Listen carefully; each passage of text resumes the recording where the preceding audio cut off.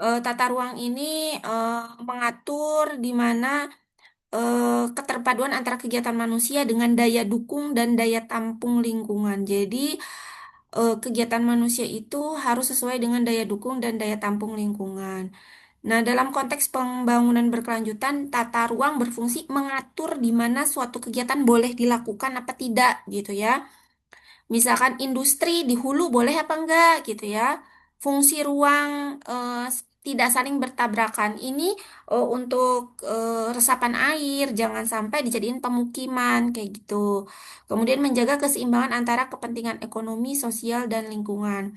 Tata ruang juga tidak hanya bicara tentang lokasi bangunan, tetapi mencakup pengelolaan wilayah darat, perairan, udara, dan secara terintegrasi. Nah, kemudian Nah, apa itu daya dukung dan daya tampung lingkungan? Ada yang tahu nggak apa itu daya dukung dan daya tampung lingkungan? Di sini ada yang sudah paham apa itu daya dukung dan daya tampung lingkungan?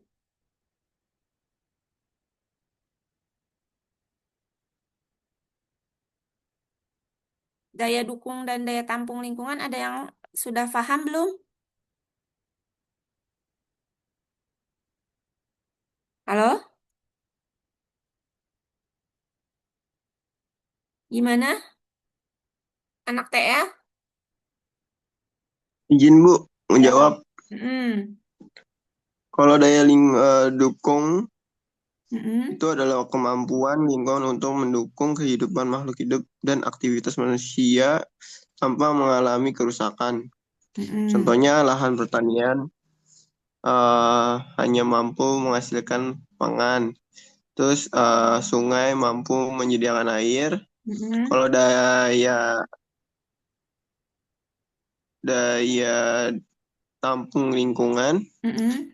eh, daya daya tampung lingkungan, kemampuan lingkungan untuk menerima limbah, pencemaran, dan tekanan aktivitas manusia tanpa menurunkan kualitas lingkungan.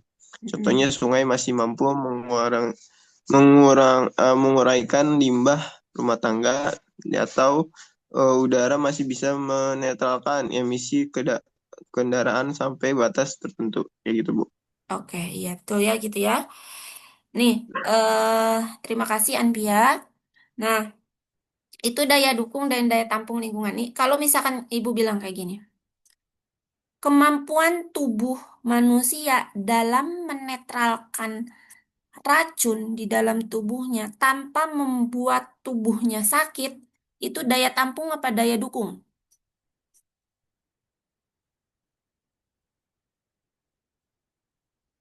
Daya tampung apa daya dukung? Tadi gimana, Bu? Misalkan kemampuan ibu makan makanan yang misalkan mengandung pewarna, zat pewarna gitu ya, atau zat yang toksik lah terhadap tubuh saya gitu ya. Tapi dengan kadar tertentu yang masih di bawah batas. Nah, kemampuan ibu untuk menetralisir zat pewarna di dalam tubuh ibu tanpa membuat tubuh saya sakit, nah, itu termasuk daya tampung apa daya dukung? Saya tampung, Bu. Daya tampung gitu ya. Jadi sebenarnya lingkungan tanpa kita apa-apakan, tanpa ada IPAL gitu ya, itu bisa memperbaiki masing-masing, memperbaiki dirinya sendiri gitu. Tapi dengan kadar tertentu. Nah, makanya fungsi dari apa? Nilai ambang batas baku mutu gitu ya. Karena kalau lebih dari itu, lingkungan udah nggak bisa lagi menetralisir dengan baik gitu. Kayak COD ada nilai ambang batas baku mutunya berapa, BOD ada gitu ya, berapa batas baku mutunya, TSS, TDS ada. Itu tuh artinya apa sih sebenarnya gitu ya? Itu tuh kemampuan lingkungan untuk menetralisir dirinya sendiri.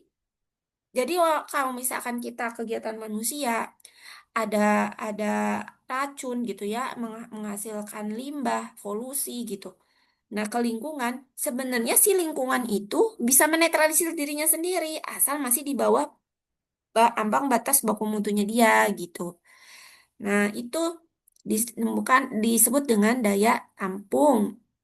Nah, kayak kalau daya dukung tadi, daya dukung itu lebih ke bagaimana daya dukung itu kemampuan lingkungan untuk mendukung kehidupan manusia dan makhluk hidup secara berkelanjutan tanpa mengalami kerusakan. Ya, menyediakan sumber daya air, tanah, pangan, energi, menopang aktivitas manusia, tetap menjaga keseimbangan ekosistemnya. Contoh sederhana, sebuah daerah hanya mampu menyediakan air bersih untuk 10.000 penduduk. Maka jika penduduk melebihi jumlah itu, daya dukungnya terlampaui, nah maka kemungkinan ya akan terjadinya land subsidence misalkan. Karena apa? Karena mengambil eksploitasi air tanah gitu. Kemarin land subsidence itu apa land subsidence? Penurunan muka tanah, Ibu. Penurunan muka tanah. Jadi kalau apa namanya kegiatan kita melebihi daya dukung lingkungan, itu pasti terjadi pencemaran, terjadi kerusakan. Contohnya kayak gitu. Si sebuah daerah misalkan ya bisa menyediakan air bersih untuk 10.000 penduduk itu sudah dihitung gitu ya sama ahli lingkungan, sama ahli geologi, planologi gitu ya, dan ahli-ahli yang lainnya gitu ya kerjasama misalkan apa namanya dari air tanah, dari sungai begitu ya, dari danau itu tuh udah dihitung kemungkinan untuk penyediaan air bersih itu hanya cukup untuk 10.000 penduduk. Nah, tapi ternyata penduduknya itu melebihi jumlah misalkan dalam satu wilayah itu harusnya ada 10.000 itu melebihi. Kan harusnya makanya ada sistem transmigrasi gitu ya. Transmigran biasanya kayak misalkan dari eh, daerah mana ditransmigrasikan ke pulau-pulau yang masih kecil, nanti dikasih lahan, dia misalkan bercocok tanam gitu ya. Kalau misalkan kayak orang-orang yang bersedia untuk pindah rumah, misalkan di suatu daerah itu udah padat banget penduduknya gitu ya, udah nggak punya rumah. Nah, misalkan pemerintah itu menawarkan, mau nggak gitu ya, pindah ke Pulau Kalimantan misalkan, atau misalkan ke Papua misalkan yang si jumlah penduduknya itu masih sedikit gitu ya. Nanti mereka dikasih lahan, dikasih rumah untuk mereka bisa bercocok tanam di sana gitu ya. Itu salah satu cara agar daya dukung lingkungannya itu tetap terpenuhi, jadi tidak melampaui gitu ya. Jadi kalau misalkan melampaui, jadinya banyak eksploitasi salah satunya biasanya kalau di air itu eksploitasi air tanah. Nah, eksploitasi air tanah menyebabkan land subsidence atau penurunan ketinggian tanah gitu ya. Nah, itu eh, daya dukung lingkungan. Nah, kemudian tadi lahan pertanian hanya menopang produksi pangan tertentu. Jika digunakan berlebihan akan terjadi degradasi tanah. Misalkan eh, lahan pertaniannya itu menopang produksi pangan tertentu, padi misalkan. Atau misalkan jagung, palawija gitu ya. Tapi karena kita kebutuhan pokoknya padi, dipaksalah terus-terusan padi gitu, terus-terusan tiap 3 bulan sekali panen, ganti lagi padi lagi gitu ya. Akhirnya terjadi degradasi tanah. Kenapa? Karena tanah itu eh, harus ada selang-seling ya untuk menjaga ekosistem tanah itu. Jadi eh, kadang padi, kadang palawija baiknya sih seperti itu untuk menjaga degradasi tanah. Atau ada saat di mana tanah nggak diapa-apain sama sekali. Ya udah diistirahatin aja gitu ya untuk mengembalikan kembali ekosistem tanahnya gitu ya. Diistirahatin dulu karena misalkan ini apa penduduknya banyak, butuh nasi atau butuh padi yang lebih banyak, akhirnya terus-terusan gitu ya, nggak ada istirahat banget sih tanah itu eksploitasi, dipergunakan, akhirnya terjadi degradasi tanah. Ya, contoh penerapan daya dukung lingkungan itu penentuan jumlah penduduk ideal di suatu wilayah tadi. Kalau misalkan di suatu wilayah itu harus dihitung jumlah penduduk maksimal di suatu wilayah itu berapa, yang masih sesuai dengan daya dukung lingkungan. Nanti kalau misalkan si suatu wilayahnya itu sudah kelebihan, tadi ada program dari pemerintah diberikan perumahan atau diberikan lahan gitu ya di tempat atau di pulau tertentu yang masih eh, kurang gitu populasi penduduknya. Kemudian penentuan kapasitas kawasan wisata. Nah, kawasan wisata juga salah satu apa namanya yang harus diperhatikan karena terlalu banyak itu akan merusak daya dukung lingkungan, akan terjadi pencemaran pun walaupun hanya sesaat. Misalkan kayak sekarang liburan ini destinasi paling utama di Indonesia, liburan Nataru kali ini, menurut kalian kota mana? Destinasi utama yang lagi rame tuh, kota mana? Sampai mengalahkan Bali katanya. Ada yang tahu kota mana? Jogja, Bu. Iya, Jogja ya. Sekarang destinasi utamanya ke Jogja. Saya juga tadinya mau ke Jogja nggak jadi takut takut umpel-umpelan ya. Jadi apa namanya? Itu pasti melewati daya dukung lingkungan, pasti itu. Gitu ya. Jadi walaupun eh, iya gitu ya, satu sisi memang bagus gitu ya pendapatan itu tapi harus apa namanya? Artinya harus dukung dengan daya dukung lingkungannya. Pun kalau misalkan Yogyakarta dalam hal ini tidak bisa memenuhi kebutuhan air bersihnya misalkan untuk pengunjung yang sangat banyak pada Nataru, harusnya wilayah-wilayah apa namanya wilayah-wilayah sekitarnya itu menyuplai dulu gitu, membantu menyuplai gitu air bersihnya gitu. Jadi jangan sampai kayak hotel, kawasan wisata itu malah mengeksplor air bersih dari air tanah secara berlebihan, tetapi harusnya tetap menggunakan distribusi jaringan perpipaan di sekitarnya gitu ya untuk memenuhi itu apa kunjungan wisata gitu ya. Jadi eh, penentuan daya dukung lingkungan tuh bukan hanya penduduk sekitar yang tetap aja, penduduk asli penduduk tetap yang ada di suatu kawasan saja. Bukan hanya itu, tetapi penduduk yang hanya datang pada saat wisata juga itu termasuk di dalam perhitungan daya dukung lingkungan, gitu ya. Jadi perhitungan daya dukung lingkungan itu jumlah penduduk yang menetap di suatu kawasan tersebut beserta jumlah penduduk, jumlah pengunjung di daerah kawasan wisata. Nah, kemudian tadi perencanaan kota dan pemukiman itu harus sesuai dengan eh, jumlah harus sesuai dengan daya dukung lingkungannya, gitu ya. Jadi bagaimana eh, perencanaan kota agar si kota tersebut itu tidak mengeksploitasi misalkan salah satunya sumber daya air gitu ya, maka sistem distribusi jaringan perpipaannya harus dibesarin gitu ya. Kalau misalkan di desa-desa mungkin ya eh, kalau misalkan kita harus perhitungan juga efisiensi antara air tanah dengan air distribusi jaringan perpipaan. Apakah dengan distribusi jaringan perpipaan akan lebih murah atau menguntungkan dari mata air aja gitu ya?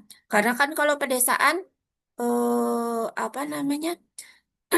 Biasanya di pegunungan itu susah gitu untuk kita eh, naik ke, kan biasanya kalau sungai kita di hilir ya, mengambilannya di hilir begitu. Nah, pengolahan PDAM-nya di hilir kalau pakai sistem pompa ke atas gitu malah akan lebih mahal. Eh, Biasanya kalau misalkan di perdesaan itu lebih ke mata air sih memang. Dan jumlahnya juga biasanya kan tidak terlalu banyak gitu. Jadi eh, perencanaan kota dan pemukiman ini harus dihitung juga daya dukungnya lebih ke efisiensinya lebih bagusan mana? Apakah ke pakai distribusi jaringan perpipaan untuk apa namanya mendukung penyediaan sumber daya airnya? Apakah dari mata air gitu? Kemudian tadi setelah daya dukung lingkungan itu ada daya tampung lingkungan.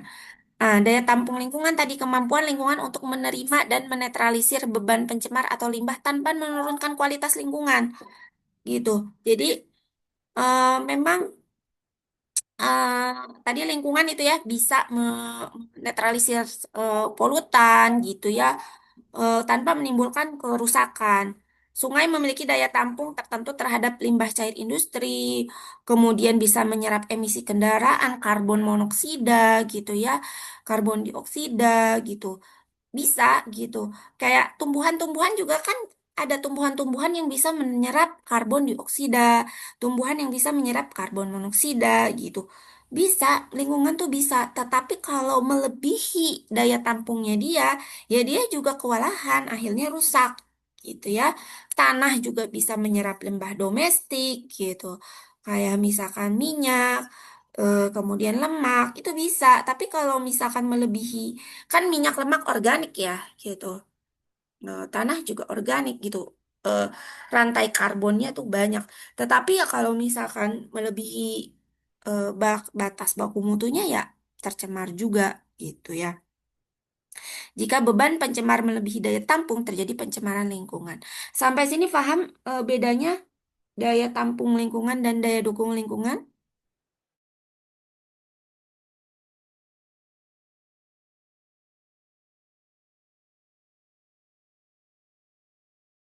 Cukup, Bu.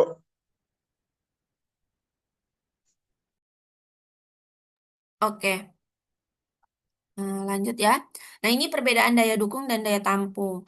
Kalau daya dukung eh, apa fokusnya ke ketersediaan sumber daya tampung kemampuan menerima limbah. Berkaitan dengan pemanfaatan ruang dan sumber daya, pencemaran limbah, kemudian contohnya kapasitas air, pangan, lahan, kemudian daya serap sungai terhadap limbah. Jika terlampaui kekurangan sumber daya, jika terlampaui terjadi pencemaran lingkungan. Ini juga kekurangan sumber daya akhirnya dieksploitasi, dieksploitasi jadinya kerusakan lingkungan juga ya. Nah, hubungan keduanya dalam tata ruang.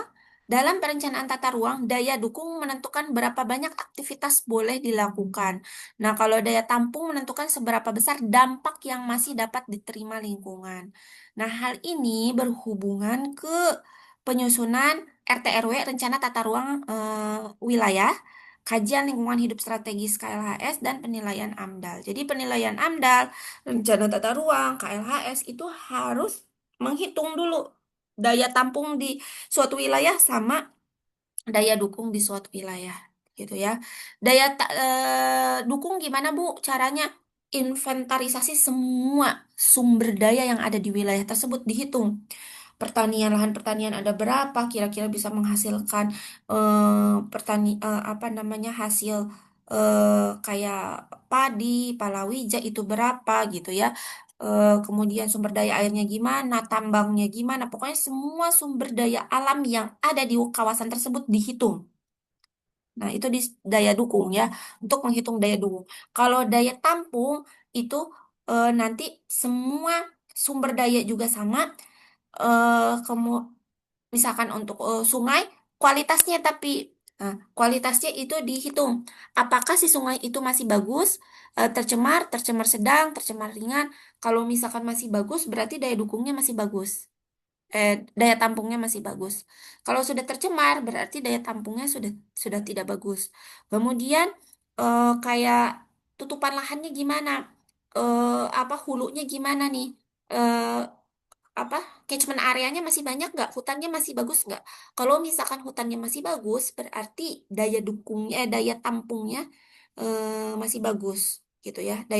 Dukungnya juga masih bagus kalau dua-duanya ya hutan hutan itu. Jadi istilahnya semua sumber daya itu dihitung kualitas dan kuantitasnya untuk menentukan daya dukung dan daya tampung. Nah, nanti akan menjadi dasar perencanaan rencana tata ruang dan rencana tata ruang wilayah. Jadi di wilayah tersebut masih bisa nggak ya ditambahin pemukiman? Eh, kalau kalau berdasarkan daya dukung dan daya tampungnya, oh masih bisa. Berarti eh, bisa masuk ke RT RW-nya gitu ya. Masih bisa masuk ke AMDAL-nya dan masih bisa masuk ke kajian lingkungan hidup strategisnya. Nah, kemudian kalau tujuan dari utama dari tata ruang itu mewujudkan pembangunan berkelanjutan, pembangunan yang memenuhi kebutuhan sekarang tanpa merusak kemampuan generasi yang akan datang. Jadi berkelanjutan tuh apa sih, Bu? Gitu. Pembangunan berkelanjutan itu jadi berlanjut terus sampai anak cucu kita 7 turunan ke bawah itu tetap misalkan air Citarum itu masih ada sampai kita 7 turunan sampai kiamat itu masih ada gitu berkelanjutan, tapi tidak rusak. Nah, itu pembangunan berkelanjutan. Kita masih bisa memanfaatkan, tetapi tidak rusak. Gitu. Itu pembangunan berkelanjutan. Kemudian mencegah konflik pemanfaatan lahan, ya. Misalkan tadi ada kawasan industri, ada kawasan pemukiman. Ini harusnya kawasan industri nih di rencana tata ruang wilayah, tapi dipakai pemukiman. Atau ini harusnya pemukiman nih, tapi dipakai kawasan industri di rencana. Berarti ini bakalan kena kalau kelembagaannya kuat ya. Kelembagaannya kuat itu PUPR, Pemda gitu ya. Kalau misalkan dia kuat dalam menjalankan apa namanya RT RW-nya itu bakalan kena sanksi gitu ya. Harusnya ini pemukiman kok jadiin pabrik gitu kan? Ya jelas lah asapnya, limbahnya itu mempengaruhi kesehatan manusia di sekitarnya. Nah, itu harusnya dikasih sanksi kalau kelembagaannya kuat. Kalau nggak kuat ya contohnya kayak sekarang banjir bandang segala macem gitu ya. Illegal logging ya karena memang kelembagaannya tidak kuat. Kemudian melindungi lingkungan hidup, mencegah banjir, longsor, pencemaran, dan degradasi ekosistem tadi. Secara peraturan kita tuh udah bagus banget gitu ya. Ada RT RW, ada RT RK, rencana tata ruang kawasan. Jadi dari wilayah-wilayah itu kan luas banget makro gitu ya. Ke kawasan, ke kabupaten, sampai ke zona-zona. Ini harusnya ada gang, ini harusnya tidak ada gang gitu ya. Ini harusnya bangunannya 80% bangunan, 30% itu eh, ruang terbuka hijau. Itu tuh sedetail itu kita ada gitu ya. Sedetail itu kita ada. Tetapi yang kita susah itu adalah di kelembagaannya. Kelembagaannya tidak kuat dalam menjalankan apa namanya fungsinya, sanksinya gitu. Kalau secara apa namanya secara peta gitu ya, secara peraturan, secara eh, apa zonasi itu udah bagus gitu ya. Nanti saya akan lihatkan contoh dari RT RW di DKI Jakarta di tahun 2022. Nah, kemudian mendukung pertumbuhan ekonomi yang terarah. Pembangunan dilakukan sesuai potensi wilayah tadi itu. Jadi, misalkan apa potensinya itu daerah wisata, begitu ya. eh, Ya boleh dimaksimalin aja di daerah wisata, tetapi daya dukungnya dan daya tampungnya itu harus sesuai gitu ya. Jangan sampai apa namanya pengunjung yang ke sana datang untuk sanitasi itu susah, untuk mendapatkan air bersih itu susah gitu ya. Karena daya tampung dan daya dukungnya tidak sesuai gitu ya. Kemudian zonasi penggunaan lahan. Zonasi adalah pembagian wilayah berdasarkan fungsi utamanya. Ada kawasan pemukiman, industri, pertanian, dan kawasan lindung. Nah, tujuan zonasi itu menghindari konflik agar penggunaan lahan itu menghindari konflik penggunaan lahan, menjaga kualitas lingkungan, dan mengatur intensitas pembangunan. Tadi sebagai pencegahan kerusakan lingkungan, pengendalian alih fungsi lahan berlebihan, pelindungan daerah resapan air, pencegahan banjir dan longsor, pembatasan pembangunan di kawasan bencana. Jadi secara ini tata ruangnya udah bagus lah ya. Kemudian keterpaduan dengan sumber daya alam tadi, tata ruang mengintegrasikan berbagai sumber daya, air, tanah. hutan keanekaragaman hayati karena basic dari tata ruang itu apa tadi? Daya dukung dan daya tampung. Kalau daya dukung dan daya tampungnya sesuai gitu ya, rencana tata ruangnya sesuai, ya semuanya terintegrasi gitu ya. Kalau dia luar negeri kan apa namanya ya, kalau misalkan kayak di Jepang gitu ya, eh, sampai ke si parit-paritnya ya, untuk di parit-paritnya gitu, untuk di daerah yang bukan perkotaan ya, itu tuh di diisi oleh perikanan gitu, bersih gitu ya. Parit-paritnya pun bersih. Kalau di perkotaan dia memang apa, si drainasenya besar sekali, gorong-gorongnya besar gitu. Beda sama gorong-gorong yang kayak di Indonesia kan kecil banget ya. Kalau itu kan bisa muat orang masuk ke dalam gitu ya. Kayak misal kalian nonton film, di film Doraemon tuh suka masuk ke apa, ke gorong-gorong tuh memang gede banget gitu ya, untuk menampung drainase gitu ya, untuk menampung air hujan berlebihan gitu ya. Sehingga nanti si gorong-gorong itu juga akan mengalirkan langsung ke laut, sehingga tidak terjadi banjir, ataupun ada kolam retensi di dalamnya gitu ya, sehingga nanti masuk lagi ke dalam air tanah, eh, dan menghindari banjir gitu. Tetapi kan kalau di kita di desa, eh, kebanyakan masih sudah apa namanya, mengalami polusi juga gitu ya. Kemudian kalau di perkotaan ya itu terjadi banyak banjir gitu ya. Mungkin di sistem drainasenya kita masih belum secanggih di luar. Kalau untuk tata ruangnya, eh, petanya sudah bagus gitu ya. Kemudian penyusunan RT/RW, rencana tata ruang wilayah. Nah, rencana tata ruang wilayah merupakan dokumen resmi yang menjadi dasar hukum pemanfaatan ruang. Jadi, karena dasar hukum berarti ada sanksinya, sebenarnya mengikat gitu ya. Mengatur struktur ruang, pusat kegiatan, jaringan, transportasi, itu sampai ke peta jalan-jalan itu baiknya di mana. Jangan sampai jalan itu di daerah yang tanahnya itu tanah lempung gitu ya. Kenapa nggak tanah lempung? Karena akan rawan, dia lawan rongsor gitu ya. Tidak kuat, tidak stabil jalannya gitu. Makanya sering perbaikan gitu ya. Yang jalan tol, apa namanya, kita itu banyak yang membuka hutan tapi si tanahnya itu tidak kuat, si struktur tanahnya itu nggak stabil, makanya banyak yang apa namanya ya, yang patah gitu tanahnya itu. Sebentar dulu ya.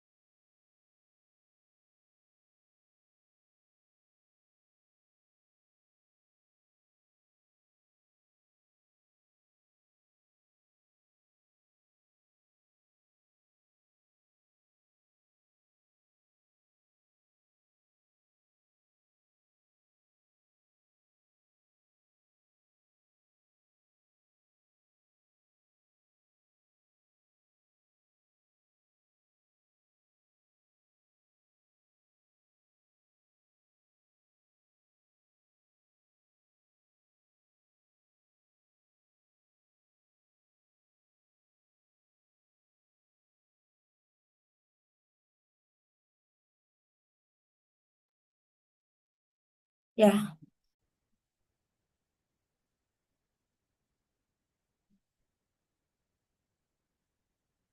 Halo? Kedengeran nggak suara saya? Kedengeran, Bu? Ya punten ya, kelempar. Itu apa namanya? Ngeheng. Oke, saya lanjut ya. Jadi ya, kita akan membahas nanti selanjutnya itu adalah rencana tata ruang wilayah ya.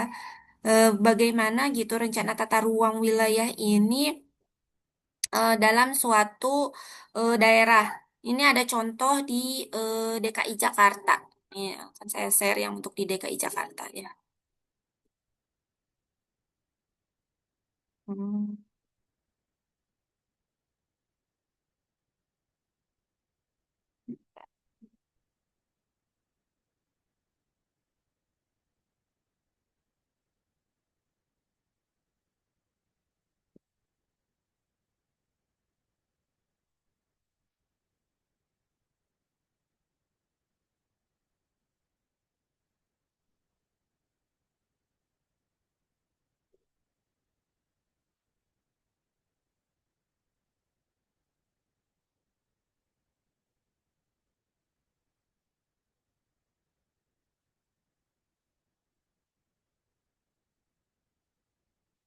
bentar.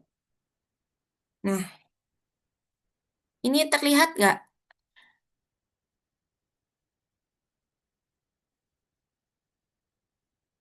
Halo?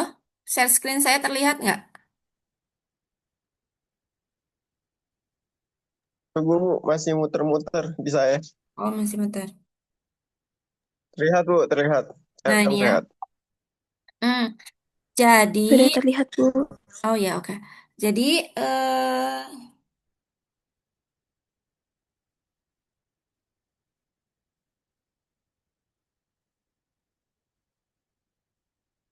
jadi di sini kita bisa lihat ada zona-zona begitu ya.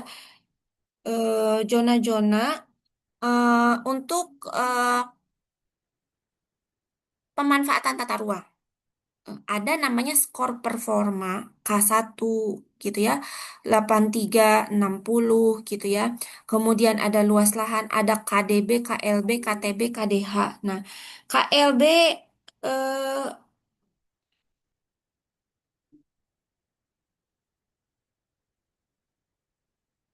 kalau KLB, KDB, KTB, KDH itu tuh kita hitung, ada perhitungannya ya.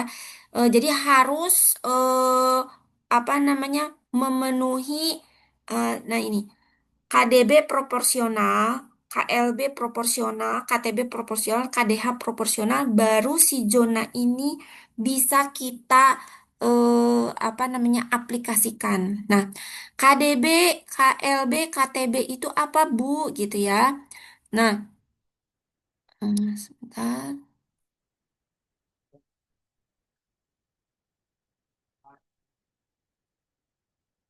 bentar sih.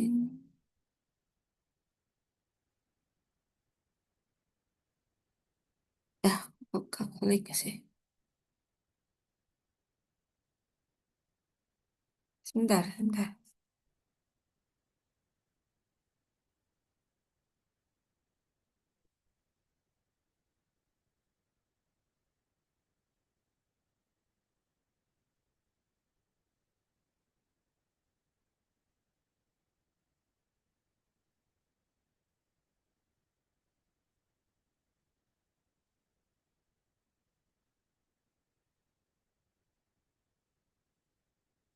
Nih,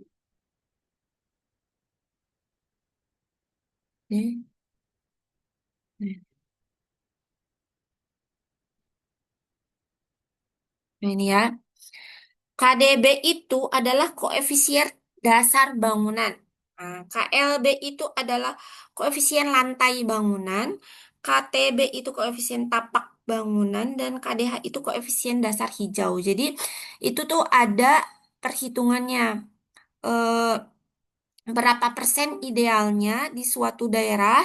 eh, Berapa hektar? Kalau persentasenya mah rata-rata segini ya. KDB 55%, KLB eh, 5,8 hektar, kemudian KTB-nya 60%, KDH-nya 20%. Tadi koefisien tapak bangunan KLB koefisien. Aduh.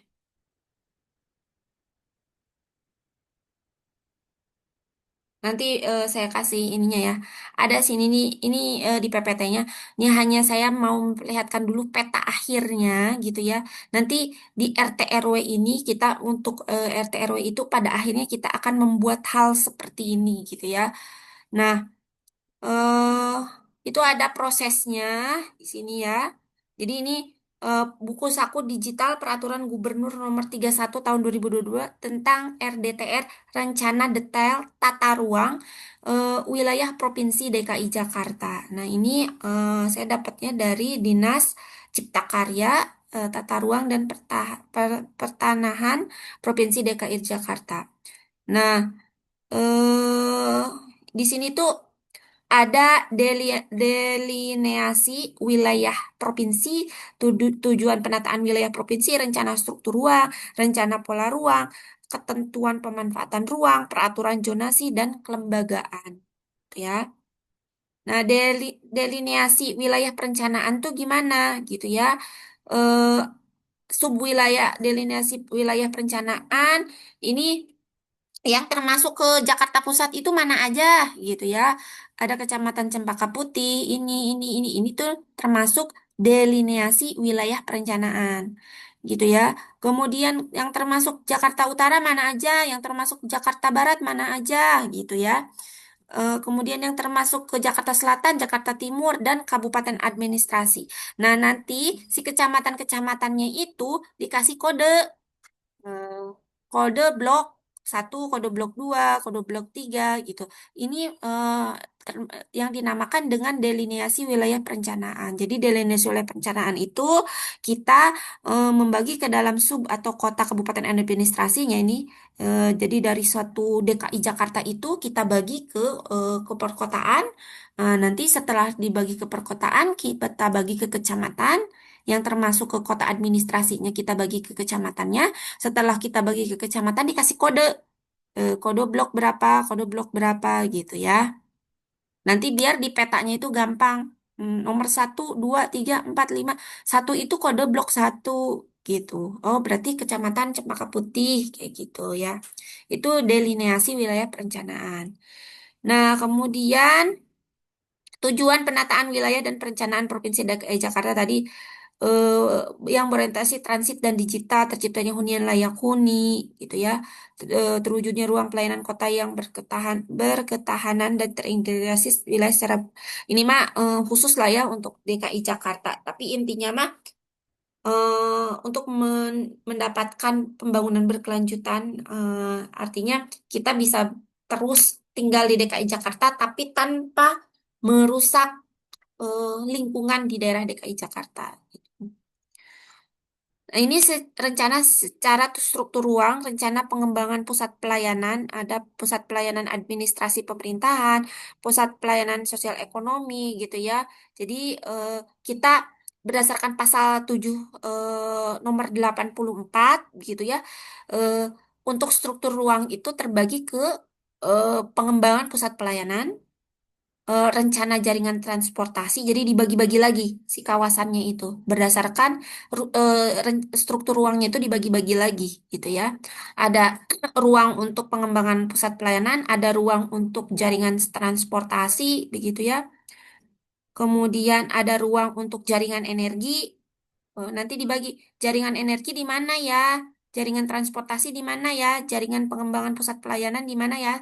Hasil dari delineasi tadi, delineasi apa namanya wilayah tadi. Nah, pusat pengembangan itu untuk apa aja? Untuk ini fungsinya.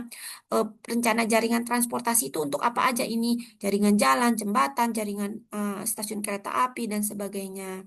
Nah, pusat pelayanan itu untuk apa aja ini? Kemudian jaringan jalan itu apa aja? Terminal itu apa aja? Jembatan itu apa aja? Halte bus itu apa aja? Jaringan jalur kereta api itu apa aja? Stasiun kereta api itu untuk apa aja? Dan lain-lain sampai bandar udara gitu ya. Kemudian ada rencana jaringan energi juga. Ini ada rencananya. Ini pembagian struktur ruangnya itu tuh ya. Untuk pusat pelayanan, transportasi, jaringan energi, kemudian untuk apa lagi? Untuk jaringan telekomunikasi, jaringan sumber daya air. Nah, nanti kita fokus ke sini ya. Jaringan sumber daya air, kemudian rencana jaringan drainase juga untuk pengendalian banjir, kemudian rencana jaringan air minum dari mana aja. Ini untuk rencana pengelolaan air limbah untuk apa namanya bahan berbahaya dan beracun juga dari mana aja, di mana nanti tempatnya, tata ruangnya di sebelah mana gitu ya. Kemudian rencana jaringan persampahan juga dan rencana jaringan prasarana lainnya. Nah, rencana pola ruang ada zona lindung. Zona lindung, kemudian ada zona budidaya. Kemudian eh, ada ketentuan pemanfaatan ruang. Nah, zona lindung itu ini sorry, mana zona budidaya?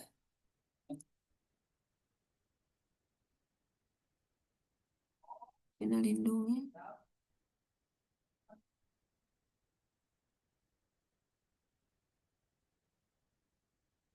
Nah, ini ya zona lindungnya. Zona lindung itu ada zona badan air, zona hutan lindung, gitu, zona ruang terbuka hijau, zona konservasi, zona perlindungan setempat, ada zona ekosistem mangrove, gitu ya.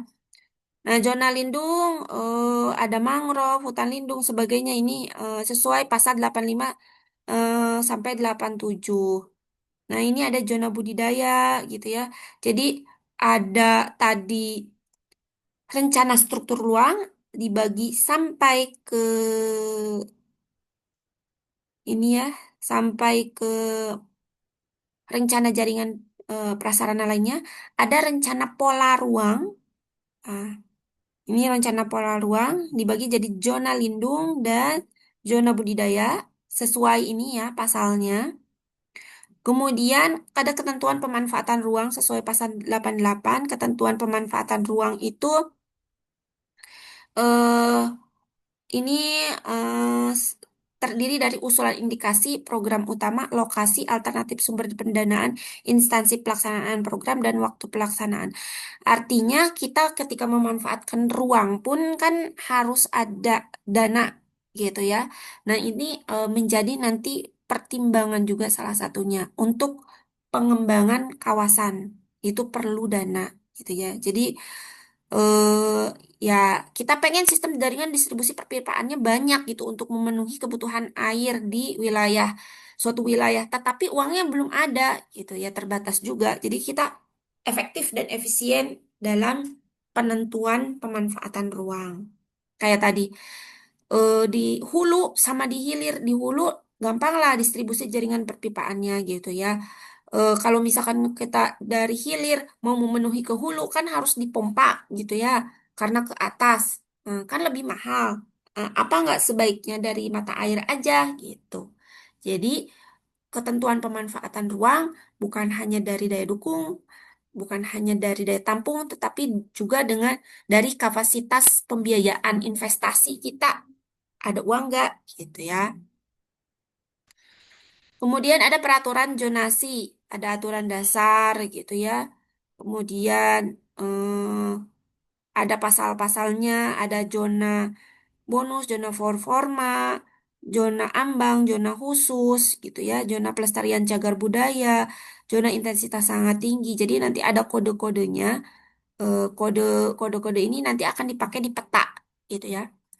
Kemudian ketentuan kegiatan dan penggunaan lahan. Ini ada pasal-pasalnya, kegiatan yang diperbolehkan, kodenya I, izin, T, terbatas, B, bersyarat, X, tidak diizinkan. Jadi ini nanti akan ada juga nanti di petanya, kode I itu apa? Misalkan di apa namanya? eh kegiatan industri di hulu, kodenya X. Kenapa? Karena memang tidak diizinkan gitu. Kalau misalkan industri di apa namanya di hilir diizinkan, kodenya I. Nah, atau diizinkan tapi terbatas, kodenya T, kayak gitu ya. Jadi itu untuk nanti di rencana tata ruang wilayah.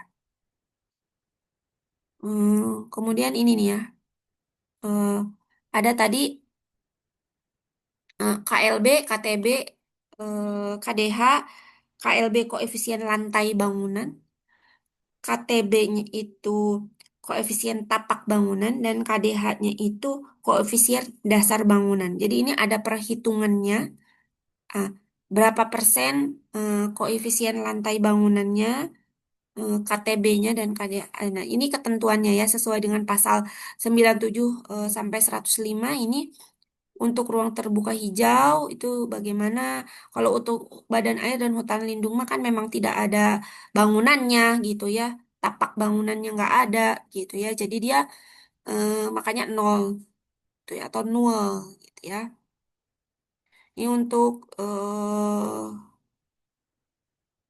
pertanian, perumahan ada semua ya. Kecuali koefisien dasar hijaunya ini. Untuk bangunan perumahan 1 sampai 2 lantai itu gimana peraturannya gitu ya. Bangunan untuk 3 sampai 4 lantai itu bagaimana KDB-nya, koefisien dasar bangunannya gitu ya. Kemudian bagaimana koefisien lantai bangunannya atau koefisien dasar hijaunya itu seperti apa.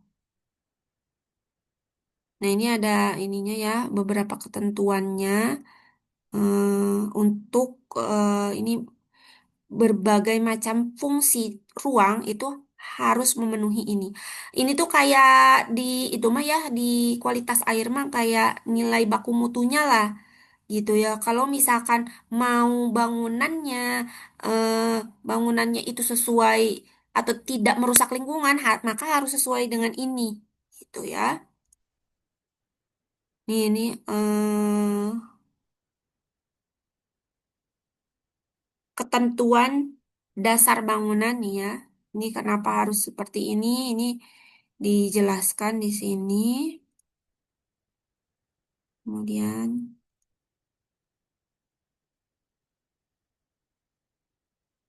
ini banyak ya ininya. Sebentar,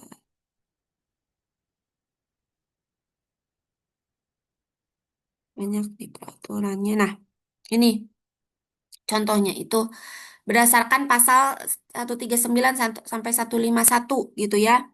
Nah, lahan perencanaan di zona ruang terbuka hijau, 20%-nya itu adalah ruang terbuka hijaunya, 80%-nya itu bangunannya, ya. Nah, ini juga 80% bangunannya untuk 20% ruang terbuka hijau. Ini juga sama untuk hunian rumah tapak. Kalau sorry, kalau ini mah beda ya. Ini 70%, ini 30% ruang terbuka hijaunya. Untuk untuk fungsi sosial budaya dan keagamaan itu 80% apa namanya bangunannya, 20% ruang terbuka hijaunya. Jadi memang ini sudah diatur gitu ya. Kita ada peraturan-peraturannya, tapi tinggal lihat dari kelembagaannya. Tuh, ya. Nah, sebenarnya ini masuk ke ini sih lebih ke nanti ada pembahasan di tata kota tata ruang gitu. Ini kita eh, sebagai pengetahuan aja bahwa sebenarnya rencana tata ruang tata kota kita itu detailnya itu banyak ya, detailnya itu udah bagus gitu sampai ke berapa sih ruang zona apa namanya dalam suatu wilayah itu ruang terbuka hijaunya berapa gitu, bangunannya berapa agar tidak terjadi banjir, agar tidak terjadi land subsidence gitu ya. Kemudian berapa sih KDH-nya, KLB-nya gitu ya, agar tadi sama tidak terjadi melebihi daya dukung dan daya tampung lingkungannya begitu ya, agar tidak merusak lingkungan itu sudah detail gitu ya untuk peraturan-peraturannya. Tetapi yaitu di kelembagaannya itu kita masih kurang kuat gitu. Nah,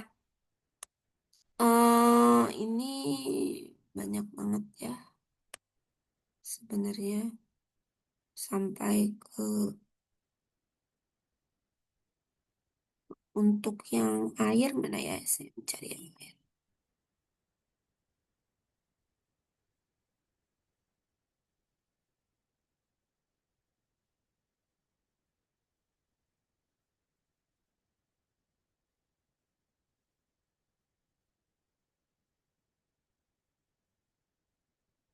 Kalau peraturan zonasi lebih ke kawasan ya.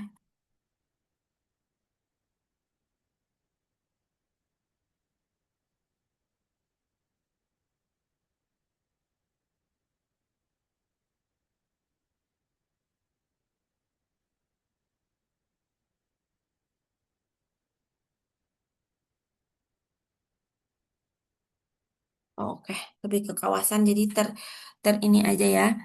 ter terdistribusi aja. Nah, saya mau menunjukkan bagaimana perhitungan KDB, KLB, KTB itu berapa persen begitu ya. Itu tuh cara mencarinya bagaimana. Tak, saya ini stop dulu.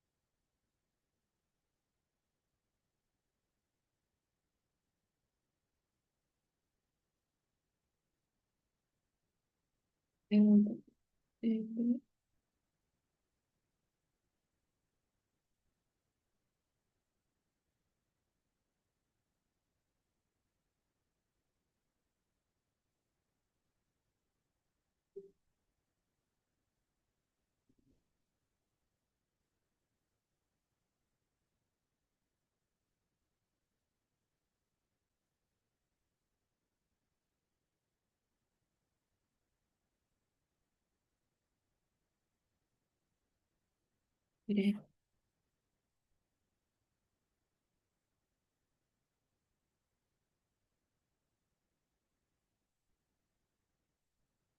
udah.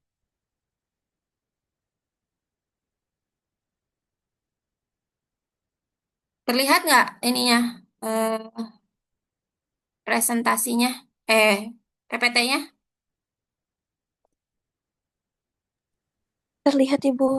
Nah, jadi kenapa sih dalam suatu wilayah itu apa petanya itu harus ada KTB? KTB itu adalah presentasi maksimum luas tapak bangunan yang boleh menutupi lahan pada permukaan tanah, termasuk bangunan utama atau bangunan pelengkap, teras, lasar, kanopi, eh, dan lain-lain. KTB mengatur jejak bangunan di atas tanah, bukan total luas lantai ya. Jadi bukan luas lantainya, tetapi kanopi juga termasuk. Kenapa Bu dibilang kayak gitu? Karena ketika ada kanopi, itu kan air hujan itu tidak masuk ke daerah yang di bawah kanopi. Makanya itu termasuk tapak bangunan karena tertutup gitu. Si air tidak bisa meresap ke dalam tanah karena ada kanopi, ada teras, ada selasar. Jadi bukan hanya apa namanya lantainya saja, tetapi jejak bangunan di atas tanah. Pokoknya yang membuat air tidak bisa masuk ke dalam tanah itu dinamakan dengan KTB, gitu ya. Jadi luas tapak bangunan. Nah, KTB-nya itu sebenarnya luas tapak bangunan per luas lahan total. Misalkan luas lahannya itu 1.000 meter persegi. Luas maksimum tapak bangunannya 60% kali 1.000 meter persegi. Maka yang boleh dibuat bangunan atau ada tapak bangunannya 600 meter persegi. Sisanya 400 meter persegi harus menjadi ruang terbuka, taman resapan, halaman. Nah, ya, kayak gitu. Jadi, eh, ini yang dijadikan acuan, gitu ya, di zonasi di suatu peta tadi yang ada di apa namanya yang contoh yang di DKI Jakarta, KTB-nya proporsional 60%, KLB-nya proporsional 60%. Nah, di itu harus memenuhi itu. Di luar itu harus kena sanksi. Harusnya seperti itu ya. Di luar itu harus kena sanksi. Nah, di luar itu harus kena sanksi. Jadi sesuai pasal karena ada undang-undangnya, ada peraturannya gitu. Tetapi yang lemah di kita itu sekali lagi apa? Kelembagaannya gitu. Peraturannya sudah ada, petanya sudah ada, begitu jelas sampai ke perhitungannya berapa meter yang harus dijadiin bangunan, berapa meter yang tidak boleh dijadiin bangunan. Tetapi kelembagaannya tidak sesuai, gitu ya. Nah, KLB adalah perbandingan antara ada lagi namanya KLB, perbandingan antara luas total seluruh lantai bangunan dengan luas lahan. Nah, KLB menentukan berapa lantai bangunan yang boleh dibangun. Nah, kalau ini lebih ke lantainya. Nah, KLB itu total luas seluruh lantai bangunan per luas lahan. Kalau luas lahannya 1000 meter, KLB-nya 2.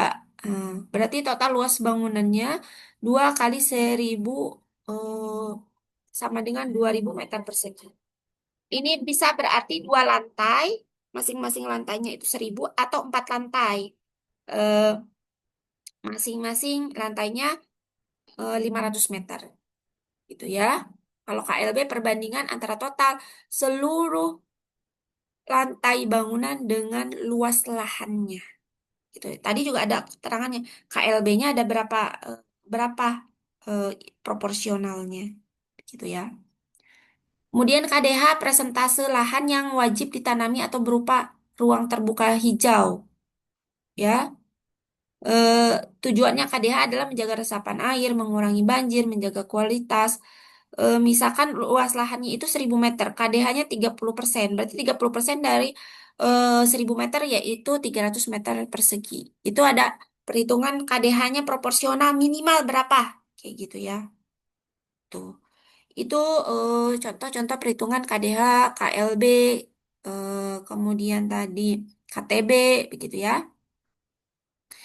eh untuk apa namanya? Kita tahu bahwa tata ruang ini sangat untuk menjadi pengetahuan bahwa tata ruang ini sangat-sangat berpengaruh terhadap eh, bukan keseluruhan ya, ke pangan, ke sumber daya alam, termasuk salah satunya sumber daya air. Nah, sekarang bagaimana contoh kasus sumber daya air dengan tata ruang ini, gitu ya? Itu saya pakai paper.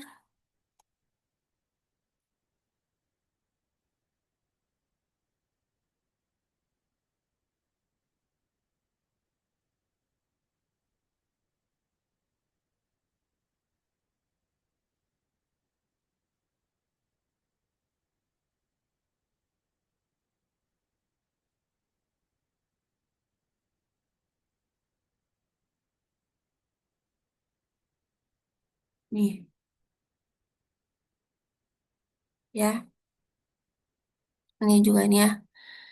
Eh, Apa namanya? Tata ruang itu, rencana tata ruang urbanisasi menghindari konversi kawasan konservasi air, zona infiltrasi, dan sempadan sungai. Ini di daerah Jawa Barat, ya, yang tadi di DKI. Jadi, bagaimana sih, apa namanya? Sebentar ya.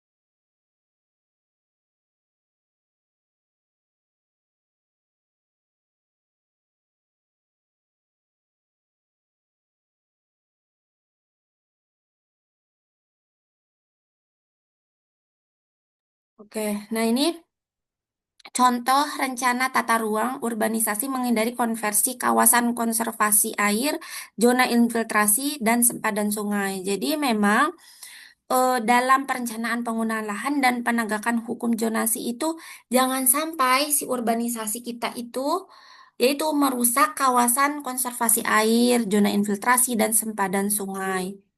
Nah, ini apa namanya sudah masuk ke rencana tata kota di wilayah Sungai Citarum. Ini contohnya juga ya di sini nih.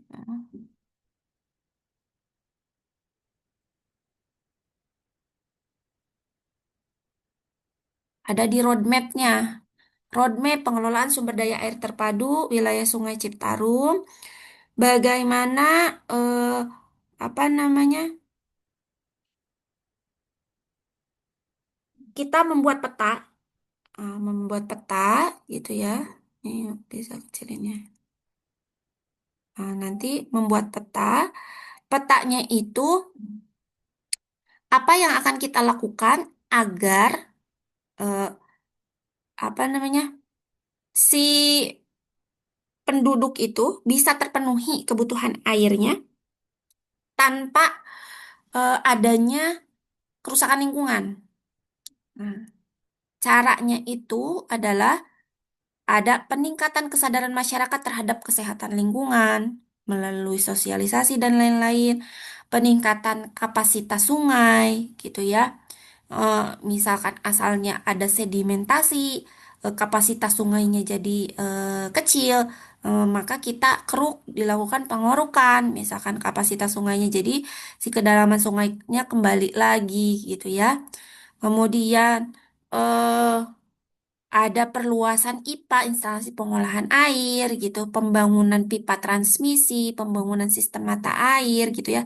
Tadi mata air juga harus dilindungi gitu karena itu lebih efektif untuk di daerah pedesaan gitu ya dibandingkan distribusi jaringan perpipaan seperti itu. Jadi apa namanya? Hal-hal seperti ini yang nanti kalian ketika lulus itu yang akan dilakukan gitu. Kira-kira nanti kalian akan dirapatkan kira-kira apa namanya dari tujuan utama kita itu agar urbanisasi tidak merusak apa namanya zona sempadan air sungai gitu ya. Kemudian tidak merusak konservasi hulu itu gimana caranya? Nah, rata-rata itu adalah sosialisasi ke masyarakat dan eh, apa namanya perlindungan mata air, ah, kemudian juga memperbanyak IPA, instalasi pengolahan air, pembangunan waduk, nah ya, konservasi lahan pertanian, kemudian konservasi kawasan hutan. Hmm. Kemudian membeli lahan masyarakat untuk kawasan lindung, gitu ya. Jadi kawasan lindungnya itu tetap kita konservasi, tapi sistem distribusi jaringan perpipaan-nya kita perluas. Sekalian masyarakatnya juga harus ditambahkan ke kesadaran masyarakatnya, gitu ya. Cuman nanti kita perjonasi gitu. Artinya ini kan di hulu kebijakannya apa? Lebih ke kawasan lindungnya nih diperbesar, konservasi mata airnya nih yang diperbesar gitu ya. Penataan peternakan sapi perah nih. Eh, Memang sih kalau namanya peternakan sapi itu biasanya di hulu gitu ya. Kenapa? Karena dia harus di tempat yang dingin gitu ya. Karena mereka rawan apa namanya? Rawan kalau sapi itu rawan stres gitu ya. Nah, tetapi harus ditata agar jangan sampai limbahnya itu mencemari sungai gitu ya. Pembangunan sistem mata air Kertasari. Jadi ini biasanya mata airnya dilindungi gitu ya. Istilahnya mah di hulu dikonservasi gitu ya. Kemudian ini daerah apa tengahnya dilakukan pembangunan transmisi. Nah, pembangunan apa namanya water treatment plan gitu ya. Jadi di daerah hulu konservasi di sini biasanya di tengah sampai ke hilir water treatment plan ngebanyakin water treatment treatment plan sama pipa transmisinya dibanyakin gitu untuk menghindari land subsiden dan untuk menghindari eh, apa namanya eksploitasi air tanah begitu ya. Ini sebagai gambaran aja bahwa nanti di anak teknik lingkungan itu harus bisa masuk ke bagaimana merencanakan tata ruang dan eh, rencana tata ruang wilayah, rencana detail tata ruang kawasan, rencana tata ruang kawasan eh, kota gitu ya. Ini apa namanya sebagai gambaran seperti itu. Jadi kita harus tahu hulu mau diapain, tengah mau diapain, apa sarannya mau gimana gitu. Tapi harus sesuai dengan pasal-pasal tadi gitu ya. Harus sesuai dengan bagaimana RTB-nya, RDH-nya, RTL-nya begitu. Sampai sini ada yang ditanyakan nggak? Mungkin Bu tidak. Oke ya. Nah, kemudian saya akan menjelaskan sedikit mengenai tambahan eh, nanti untuk tugas, begitu ya. Bukan tambahan sih sebenarnya. Gambaran umum tugas itu kayak gimana tugas besar kalian gitu ya. Hmm, nah ini ya, contohnya seperti ini. Oh, udah kelihatan belum itu slides share saya? PPT-nya udah kelihatan belum? Bukan PPT ya, Sudah ini Bu. mah PDF ya. Jadi nanti kan kalian akan mendatangi sebuah sumber daya air. Nah, bagaimana upaya pengelolaan sumber daya air terpadunya? Nah, pertama, eh ketika kalian datang ke suatu sumber daya air, maka kalian harus tahu dulu sumber daya air tersebut itu profilnya seperti apa. Profil tuh contohnya apa, Bu? Eh, Kayak ini contoh, daerah aliran Sungai Citarum itu terletaknya di mana, gitu ya. Dasnya luasnya berapa meter. Kemudian termasuk eh, apa namanya? Kalau ini mah 22% dari luas Jawa Barat mah nggak usah ya. Intinya dia terletaknya di mana begitu ya. Kemudian peruntukannya untuk apa, luasnya atau luas luasnya itu segimana gitu ya. Atau kalau berapa kilometer panjangnya gitu ya. Nah, ini contohnya kayak gini ya, profil Sungai Citarum. Sungai terbesar dan terpanjang di Jawa Barat. Letaknya di mana? Dasnya berapa? Eh, Terus awalnya dari mata air apa? Ini tuh sumber mata airnya apa sih? Misalkan kalian ke sebuah sungai ya. Sumber mata airnya di mana sih? Terus hilirnya di mana? Bermuaranya di mana dia? Kemudian total areanya itu berapa? Itu. Terus kalau bisa curah hujan rata-ratanya tahu misalkan di daerah itu berapa, debitnya berapa gitu ya. Kan nanti anak labeling ngukur debitnya ya. Eh, kalau nggak ada kalau nggak ada curah hujan nggak apa-apa. Kalau nggak lewat pewawancara bisa di searching juga ya untuk melengkapi. Biasanya curah hujan di daerah mana itu biasanya keluar curah hujan rata-ratanya berapa gitu ya. Kemudian debitnya gimana? Kemudian kalau di sungai kecil mah nggak akan ada waduk ya. Kalau mungkin sungai besar boleh ada waduknya boleh dikasih tahu. Kemudian sebagai sumber air apa? Sumber air baku kah? Sumber air minum mana gitu ya? Atau sebagai sumber irigasi kah? Peruntukannya untuk apa? Sumber air minum kah? Untuk irigasi kah gitu ya? Nah ini penjelasannya. Kemudian permasalahannya apa? Eh, Permasalahannya, kalian cukup di segmen kalian aja. Misalkan kalian segmennya itu di segmen tengah, atau misalkan kalian di segmen hilir. Permasalahannya di segmen hilir itu apa? Nah, ini prasarana jaringan irigasi menurun fungsinya kalau ini ya. Jadi tidak usah di seluruh segmen. Sesuai dengan di lapangan aja. Misalkan kalian di hilir apa namanya datang datang ke lokasinya, lokasi hilir, ya udah permasalahan di hilirnya itu apa aja gitu ya. Nah, habis itu eh, sesuai nggak nanti pengelolaan yang sudah terjadinya itu, apakah sudah sesuai sama yang 5 pilar kemarin ya? Apakah sudah sesuai sama 5 pilar kemarin? Terus sudah ada nggak roadmapnya untuk eh, apa permasalahan-permasalahan ini untuk apa namanya ya untuk mengcover masalah-masalah ini, untuk menyelesaikan masalah-masalah ini sudah ada roadmapnya nggak? Kalau di Citarum itu sudah ada roadmapnya, ya, udah ada roadmapnya. Jadi eh, roadmapnya itu terdiri dari 9 kegiatan: rehabilitasi daerah aliran Sungai Citarum, peningkatan pengelolaan lahan air dan pengelolaan air sanitasi berbasis masyarakat, rencana aksi peningkatan kualitas air, perlindungan kualitas dan keanekaragaman hayati, dan pengelolaan banjir di kawasan hulu, desain untuk peningkatan sistem penyediaan air bersih, serta strategi adaptasi terhadap perubahan iklim. Jadi ya, yang akan kalian lakukan nanti itu harus menjelaskan profilnya, masalahannya, nah, kemudian pengelolaannya, pengelolaan sumber daya air terpadunya, apakah sudah sesuai dengan ke 5 pilar yang sudah Ibu jelaskan sebelumnya? Nah, nah, kalau misalkan belum sesuai, ada nggak upaya untuk apa namanya pengelolaannya?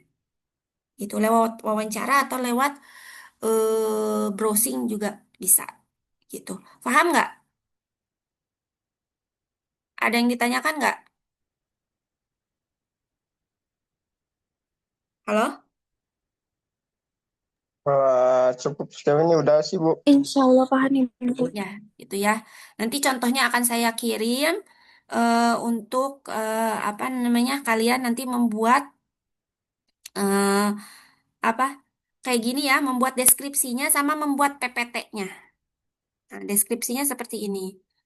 Jadi nanti profil, permasalahan, pengelolaan sumber daya air terpadu di sananya, sama upaya pengelolaannya.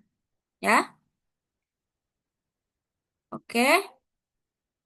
Kalau tidak ada yang ditanyakan, silakan nyalakan videonya dulu, saya screenshot.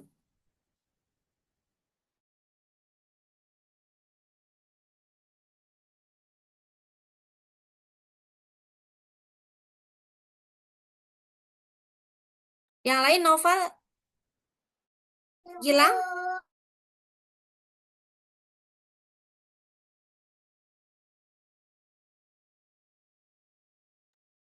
oke, saya screenshot ya, 1, 2, 3.